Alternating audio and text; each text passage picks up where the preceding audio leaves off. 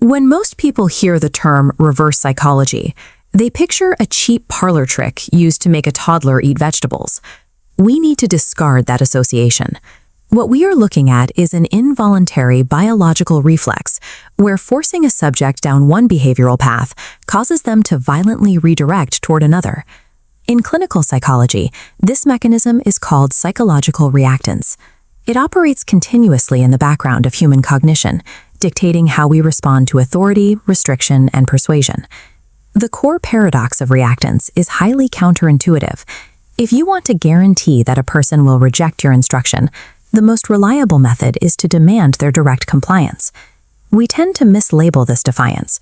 When someone does the exact opposite of what they are told, we call them stubborn. We treat their resistance as a personality flaw or an anomaly in their reasoning. The clinical data tells a different story. This defiance is a predictable, survival-level neurological mechanism designed to protect behavioral autonomy. Once you decode how this algorithm works, you stop seeing human resistance as random. You realize that reverse psychology is actually a systematized process, one that can be measured, predicted, and navigated. To understand the architecture of this reflex, we start with the foundational behavioral data collected by psychologist Jack Brehm in 1966. He wanted to quantify exactly what happens to human desire when options are restricted. This diagram represents the initial control phase of his experiment. Subjects were presented with a grid of equally high-value options. As expected, their baseline evaluation of these items was uniform, resulting in a flat valuation metric across the board. The manipulation occurred when Brehm introduced an external filter. He restricted the subject's access, placing a firm barrier between them and one specific option on the grid. The resulting data showed an immediate and disproportionate increase in the perceived value of the restricted option. The subject suddenly wanted the blocked items significantly more than the accessible ones. This spike represents a heuristic known as autonomy bias. When the human brain is denied access to a choice, it compensates by inflating the desirability of the restricted target. The conclusion drawn from this data is clear. An object's value is not solely based on its utility. Its value is inextricably linked to the organism's behavioral freedom to acquire it. The observable behavior in Brehm's data is only the surface. To see why this bias is involuntary, we have to move from macro behavior down to the neuroanatomical processing level.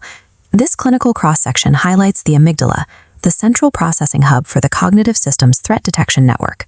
When an external, restrictive behavioral command is issued, such as "do not touch this," it enters the pipeline.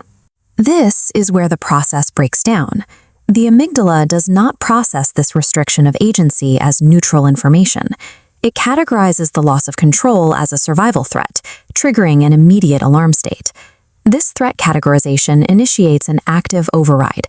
The neural signal bypasses the prefrontal cortex, the area of the brain responsible for complex logic, rational deduction, and impulse control. Without the prefrontal cortex engaged to regulate the input, logical compliance is significantly less likely. The brain is no longer weighing the pros and cons of the instruction. Instead, the system outputs an automatic defiance reflex. The organism executes whatever action will most rapidly restore its sense of behavioral freedom. As long as a directive registers as a biological threat response in the amygdala, logic and reason will fail to generate compliance. This mechanism is not limited to external restrictions. The same architecture applies to internal constraints, specifically the act of thought suppression. Psychologist Daniel Wegner mapped this internal failure through what he termed ironic process theory. This schematic demonstrates why attempting to suppress a thought is often the opposite of what we intend. When you command yourself to ignore a concept, the brain divides the workload. It initiates a primary operating process that searches for distractions and a secondary monitoring process running in the background. To ensure you are successfully avoiding the forbidden concept, the monitoring process must run a continuous scan, searching for the exact thought you are trying to ignore. This scanning mechanism anchors the restricted thought in your active working memory.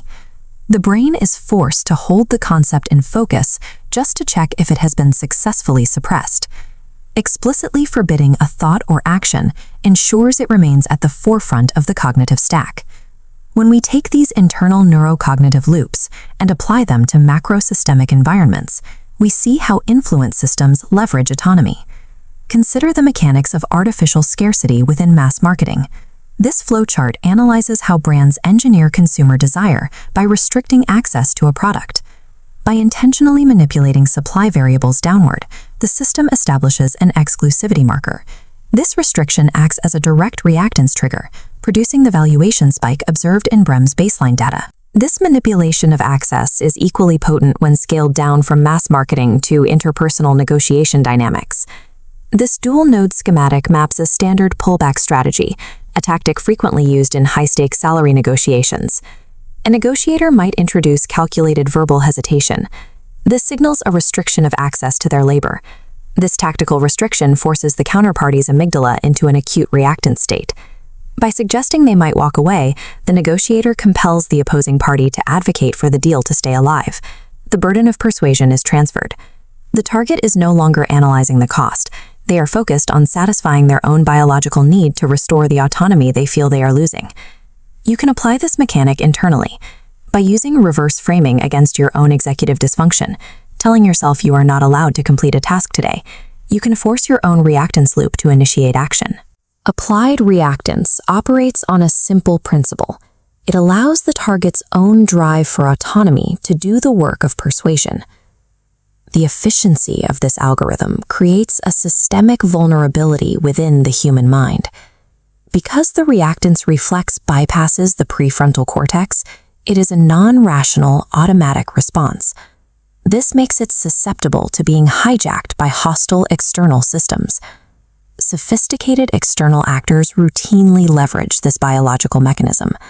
State-level propaganda may restrict access to opposing viewpoints to inflate loyalty, while cult recruitment isolates members to make the outside world appear as a threat to their survival. The danger lies in the perception of the target. Because the defiance reflex feels like a personal pushback, the manipulated individual perceives these engineered actions as their own independent choices. An unexamined, reflexive need to defend your autonomy can become an efficient vector for another person to establish control over your behavior. To defend against this, you must utilize structural communication designed to navigate around the amygdala's threat detection. The primary countermeasure is autonomy preservation language. We apply a syntax filter to the directive, altering its structural shape before it is communicated. By framing behavioral directives as optional suggestions, using phrasing like, "You are free to decide, but consider this," you neutralize the brain's alarm system. The prefrontal cortex remains active, allowing logic to process the request. For highly resistant targets whose threat alarms are already triggered, you can use a pattern interrupt. When you execute total verbal agreement with a resistant party, their pushing force meets zero resistance. Without friction to push against, the feedback loop of their opposition often dissipates. You can then implement the reverse stare. By lowering your pitch intensity and questioning whether the target is capable of the task, you create a psychological vacuum. The target's ego is naturally compelled to expand and fill that space. This intelligence serves as a tool for more effective negotiation and a defensive framework to analyze your own cognitive reactions. Understanding the architecture of psychological reactance allows you to navigate a primal biological vulnerability, resulting in more effective communication and a higher degree of self-awareness.